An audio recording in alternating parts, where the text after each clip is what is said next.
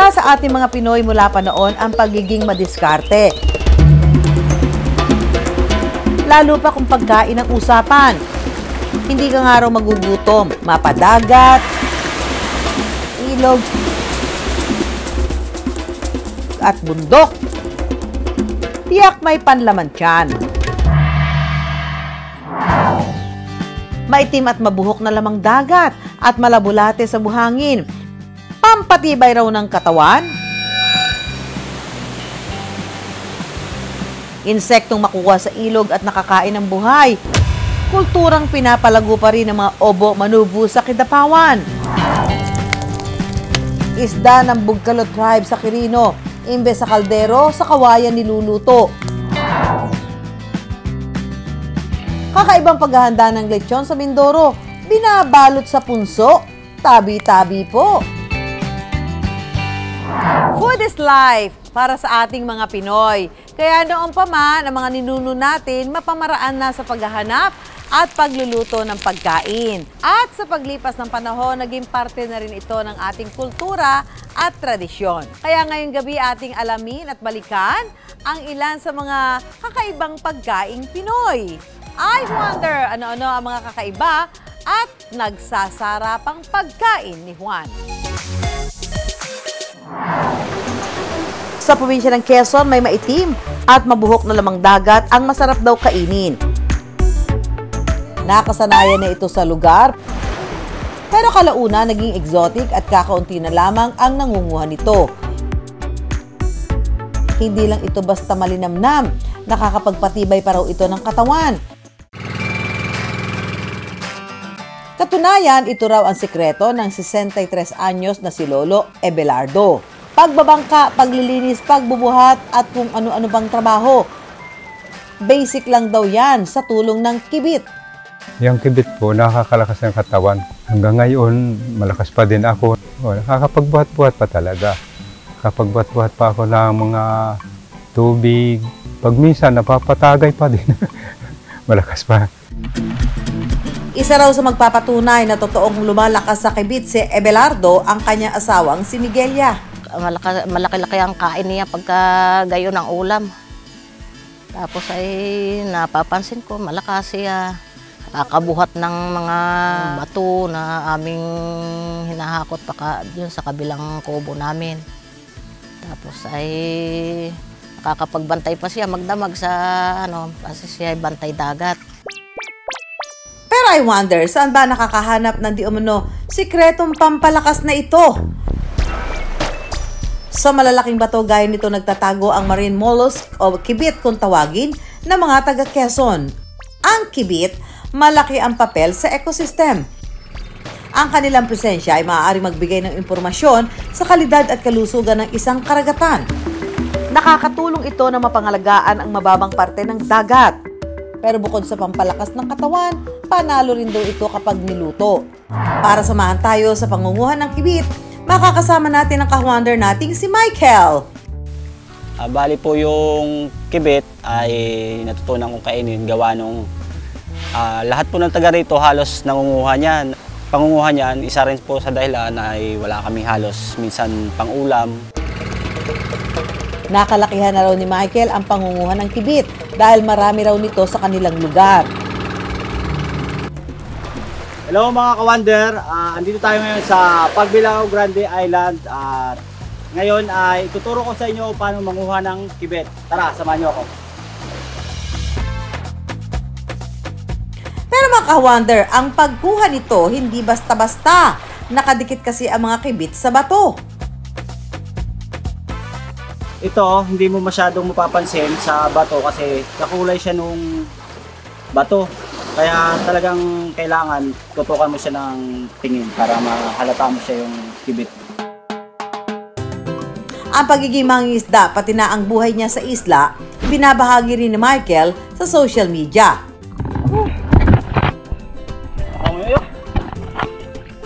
Lumalapit ang grasya.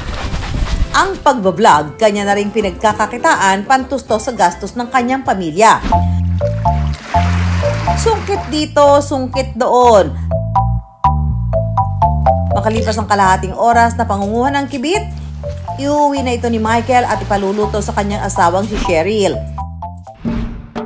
Ang perfect dish daw para rito, kibit sisig. Ngayon po ay pakukuluan muna po natin yung mga kibit ng 4 na oras. Kasi po matagal siyang malabog, makunat po siya. Kaya kailangan 4 na oras po. Makalipas ang 4 na oras na pagpapakulo, lilinisin naman ang kibit.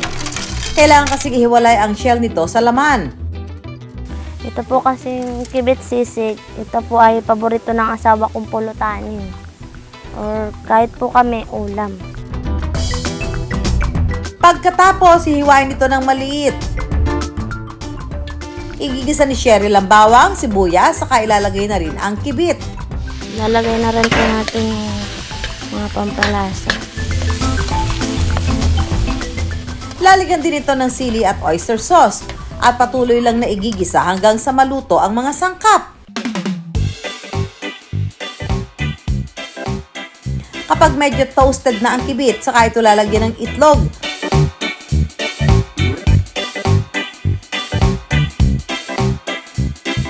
At ready to serve na ang kibit sisig.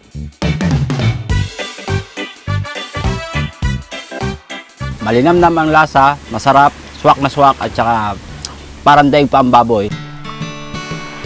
Hanggat dito po kami nakatira sa tabing dagat ay patuloy po ang pagkain namin ng kibit hanggat sa mga anak ko, ituturo ko yung pagkain ng kibit at yan po ay talaga napakasarap. Pero I wonder, totoo nga bang nakapagpapalakas ng katawan ng kibit? O baka naman it's all in the mind? So, with the nutritional value niya, actually, there's no scientific studies kasi na makikita natin regarding sa kibet. Bilang isang marine mollusk, meron din itong protein, possible na meron din carbohydrates and vitamins na makukuha sa kanila.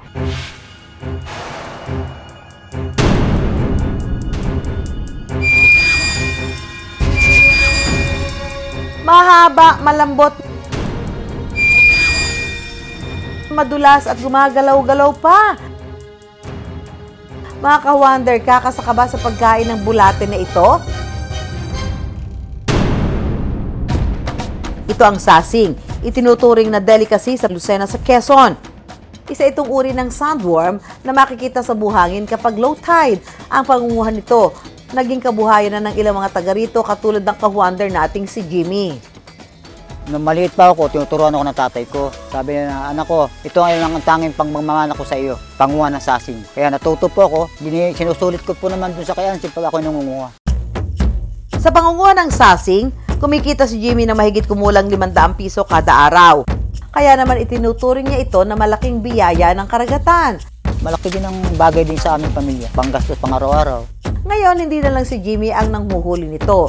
Naipamana na rin niya sa kanyang anak na si Jimboy. Muwa si Papa, tapos tagapulot lang ako dati. Tapos nagbukod po ako nung medyo nasasanay na po ako manguha. Para iba po yung income ng tatay ko, iba rin yun sa akin. Para manghuli ng sasing, ang mag-amang si Jimmy at Jimboy, matyaga naghihintay ng pagbaba ng tubig. Pagpatak ng alas 4 ng hapon, dala-dala ang kanilang timba at bareta, sinimulan na nila ang pangunguha ng sasing. Ang mga sasing nagtatago sa ilalim ng lupa. Sa pangunguha nito, hahanapin muna ni na Jimmy at Jimboy ang malambot na parte ng lupa. Para makuha yung sasing, bubutasan niya, tapos kukuhain sa lupa.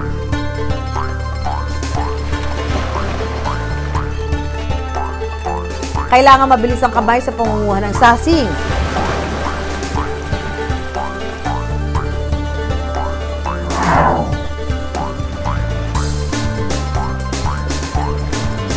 Pero dapat dahan-dahan din dahil mabilis itong maputol.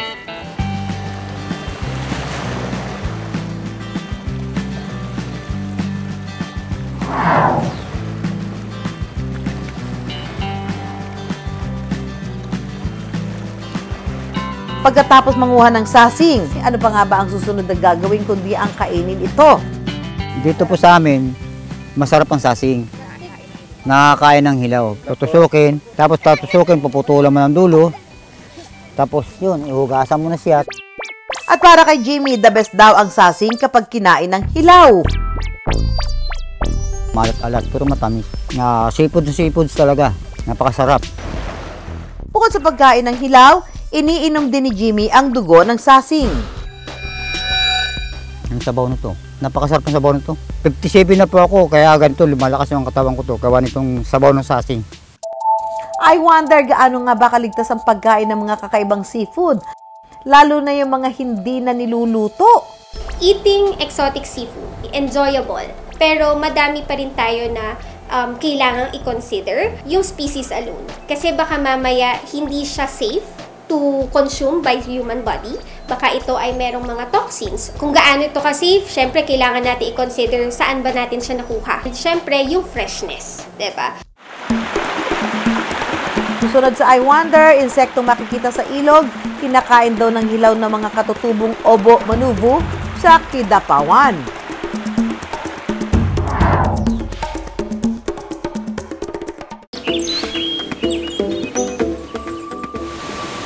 Malapit sa ilog at kabundukan na ninirahan ng tribo ng Obo Manuvu na matatagpuan sa Kidapawan. Sila ang isa sa mga pinakaunang nanirahan sa Mount Apo at ang kanilang tribo rin ang sinasabing kauna-unahang nakaakyat sa pinakamataas na bulkan sa Pilipinas. Ang trail na sinunod ng mga umaakyat sa Mount Apo, gawa rin daw ng kanilang tribo. Kilala ang kanilang tribo sa pagkain ng tinatawag nilang kulibpos o dragonfly nymph. Nakikita raw ito sa malilinis na batis at ilog.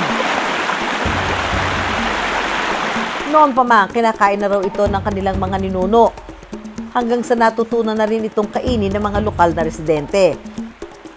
Sa unang tingin, tila may pagkakahawig ito sa gagamba at cricket o yung tinatawag din nating kuliglig.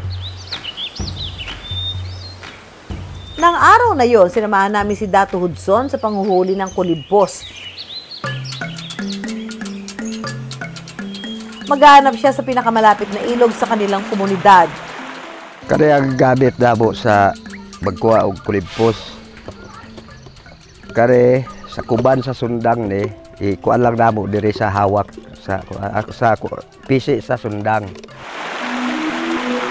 Kahit matindi ang agos ng tubig, alam ni Dato Hudson na may mga kulibpos na dito. Diya sa sulog kaayo nga tubig. Kada gaambak gabay, diha ga puyo na. Kay dili sila matarong og daay kasili. Mupilit na diya sa bato. Hindi basta-basta makikita ang kulibpos dahil nakatago sila sa bato. Pero dahil sanay si Dato Hudson, kahit kamay lang ang gamitin, alam na raw niya kung merong nakatirang kulibpos dito.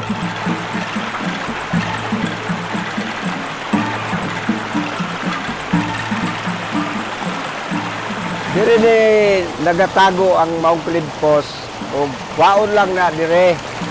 Tapon ni mo ni dayon pagka kuan daara hidayon ko kuha o daara ang kulibpos. Pwede ka doon mo na presko siya, galihok pa. Pero ang paborito raw nilang luto sa kulibpos, tinatawag nilang binunguhan, kung saan ibabalot ito sa dahon ng saging saka iihawin. Maraming kulibpos ang nakuha ni Dato Hudson, kaya oras na para lutuin ito. Ako ni lutuon sa duha ka putahe. O ang isa ako gisahon, ang isa ka plato atong lutuon sa dahon saging. Lalagyan muna ng mantika ang kawali at unang igigisa ang ugat ng sibuyas.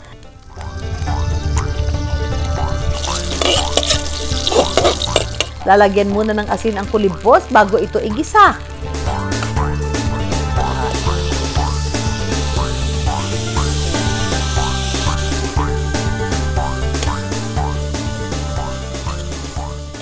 Pwede na kuhaon ako ni kay luto na gyud ni siya. Pero hindi lang ito ang luto nila sa kulibpos. Baga kawander, ang sunod atong lutuon, bawag kulibpos nga paisan. Ang unang gagawin ay ilalagay ang ugat at dahon ng sibuyas, Sunod ang luya at asin, saka ibabalot sa dahon ng saging.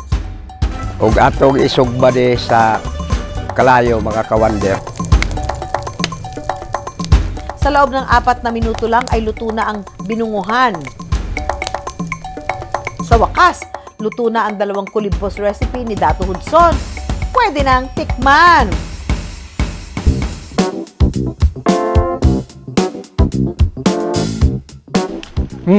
Sarap, parang kangkong. Kangkong. Kangkong na kangkong talaga yung lasa.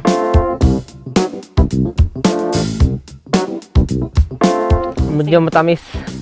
Parang yung mga grasshoppers na sa grasshopper din. Masarap po ba? Okay naman. Maganda yung lasa.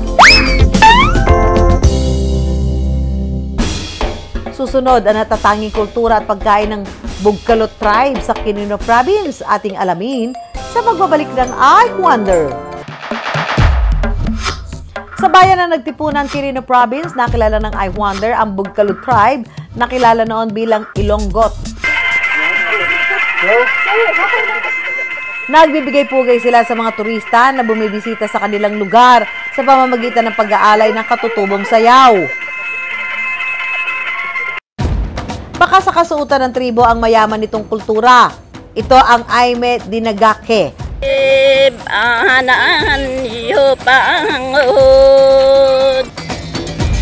Ang mga kalalakihan may isinusuot sa kanilang ulo na may malaking tuka ng ibong kalaw o hornbill. Simbolo ito ng kanilang mataas na estado sa komunidad. Mayroon din silang inilalagay sa kaliwang braso. At nagsusuot din sila ng palumuti sa bandang ibaba ng tuhod na tinatawag nilang busiyet.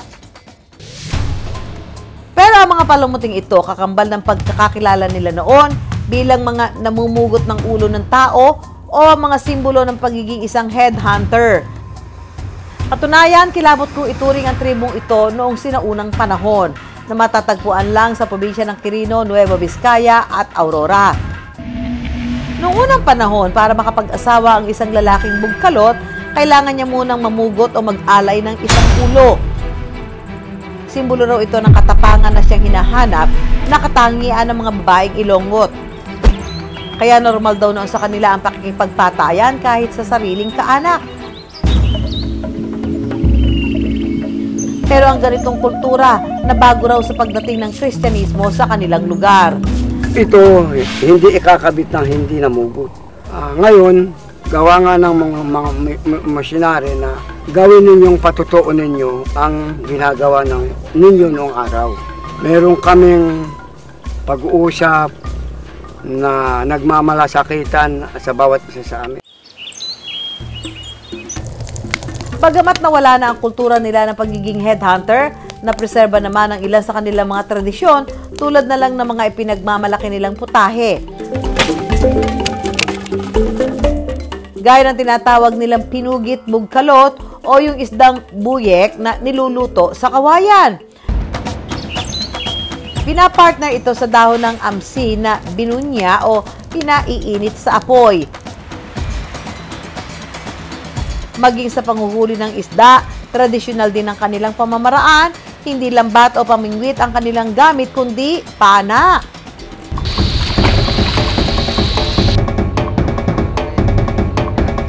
Hello mga kabander. Ituturo ko po ang ginagawa namin noong panahon. Pag pumupunta kami sa ilog, ay nagpapana kami ng mga bunod. Pag nakahuli kami, pag walang kardero ay ang ginagamit namin ay itong bambu. Ilinalagay namin dito sa pawit. Ang pagkaiba nitong nailagay sa bambu na bunod, mabango at masarap. Kapag nailagay na ang isda sa kawayan, tatakpan ito ng dahon sa dulo. Sa pagluluto naman ng kapartner nitong amsi o wild plant, binabalot ito sa malaking dahon ng benaw na siyang nagsisilbi na rin nilang plato kapag kumakain. Dahil sa kawalan ng kaldero noon, unang panahon, dito namin niluluto. Babalutin po na ganito, tapos ilalagay po doon sa may uling. Pagkatapos, iluluto na ito sa apoy. Pag naluto na, ganito ang pagbubuksan. Igaganyan namin.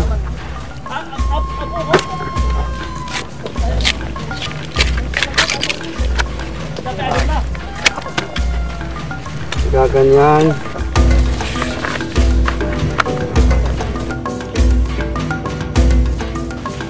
Masarap. Masarap, hindi siya malansa, at malinamnam. Masarap. Parang lasa ng alukon na masarap balik-balikan. Lechon na kambing, ibinabalot sa putik daw ng punso. Ano misteryo ang bumabalot sa lechon na ito? Alamin sa pagbabalik ng I Wonder. Tabi-tabi po, makikiraan lang po kung ang iba takot manuno. Ang ka-wonder nating si Franco at ang kanyang kapatid na si Rogelio ang hanap mismo putik na malapunso. Relax lang mga ka-wonder, hindi na paaga ang Halloween. Ang totoong pakay kasi ni na Franco at Rogelio maglitsyo ng kambing. Mga ka-wonder, ito ang kinakailangang lupa na gagamitin sa pagluluto ng litsyong kambing sa putik. Kasi ang lupa na ito ay kaiba. Makunat ito pag nababasa. Huwag niyo raw ismuli ng litsyong kambing dito sa Occidental Mindoro. Ang lechon kasi nila, ibinabalot sa putik ng punso. Hindi naman daw sila manununo. Magkatulad lang daw sila ng hitsura. Bata pa lamang si Franco at Rogelio ay nagluluto na sila nito. At hindi raw kumpleto ang lechong kambing recipe nila kung wala ang malapunsong putik na ito. Yung balot sa putik kasi nakulob yun, parang sariling kol lang niya, naluluto niya yung katawan niya. Hindi kagaya ng kwan na kung masobran ng ihaw, nangingitim. Yun, hindi.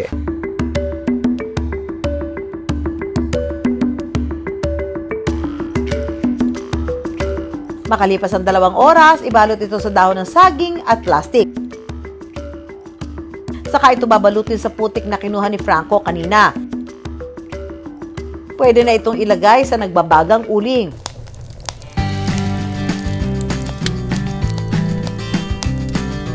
Makalipas ang higit 2 oras, luto na ang ating lechong kambing. May epekto kaya sa lasa ng lechon ang pagkakabalot nito sa putik? Maikukumpara ko siya sa chicken kasi nung amoy niya na parang amoy usok, tsaka nung parang lasa niya. Panlasa ko lang ha, para siyang chicken. Maikukumpara ko yung lasa nito sa lechong baka. Kaparehas na kaparehas. Mauulit akong kumain nito. Masarap. Grabe, i-try ninyo. Wala talagang lansa. Actually, hindi ako kumakain ng kambing. Talagang pag sinabing Pilipinas, hitik sa iba't ibang masasarap na pagkain. Kahit saan ka man magpunta, may mayamang kultura at natatanging pagkain na talagang may pagmamalaki. Mga ka-wonder, sana nabusog kayo sa iba't ibang pagkaing tatak Pinoy. Kaya naman mga ka-wonder, kung may mga kwento kayong gustong pag-usapan, mag-message lang kayo ng photo o video sa aming Facebook page o mag-email sa iwondergtv@gmail.com. I-follow niyo rin po ang aming social media accounts ng iWonder. Ako po si Susan Enriquez. Magkita-kita po tayo tuwing linggo ng gabi 8 p.m. sa GTV. At ang mga tanong ni Juan, bibigyan namin ng kasagutan dito lang sa iWonder.